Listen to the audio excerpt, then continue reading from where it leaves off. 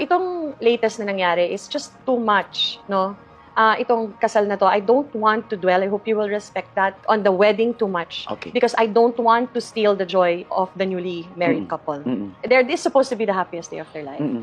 Iiyak siya, magpapaawa siya, and make it seem like he really misses the children. And I believe he does miss the children. But the point here is, napapahiya ang mga bata. Nasasaktan sila, na pinag-uusapan sila sa publiko. And he may make it seem like hindi niya sinisiraan, pero nababash ang mga anak ko tuwing nagpapa-interview siya. So we always have common friends na lagi ko sinasabi, sabihin niyo kay Dennis, the sooner he stops magpa-interview, the faster ang reconciliation. Gusto ko lang klaruhin, for 18 years na magkahiwalay kami, pinapalabas niya ako ang nagpe-prevent na maging close siya sa mga anak ko. Na bini-brainwash ko ang mga anak ko laban kay Dennis. Hindi totoo yan. O Gino, before we go to the kasal, ano ang backstory, no? Mula nang bata pa mga anak ko, bago kaming hiwalay, 18 years ago, so imagine ko anong mga edad ng mga anak ko noon. Tuwing hinihiram niya mga anak ko, para sa kaalaman ng lahat ng tao, and as God is my witness, ako ang sinisiraan niya sa mga anak ko. Okay? Dennis, wag mo tong i-deny ever, because ang lagi mo sinasabi, tuwing susunduin niya mga anak ko, paglaki nyo, I will tell you what your mom did to me.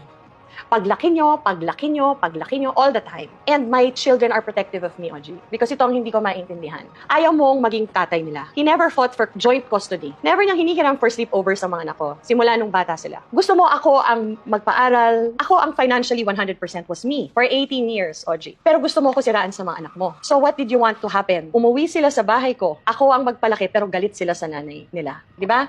But I've always been honest with my children. I never lie to my children. So alam nila ang buhay ko. So my kids will always get so irritated na, okay, we're big already. Okay, so what? What did she do that we don't know? Hindi ba? And then he's forgetting that they grew up in a household na parati kami nag-aaway. You know, bago naman iniwan si Dennis, mga 14 years na ako nagtitiis. Diba?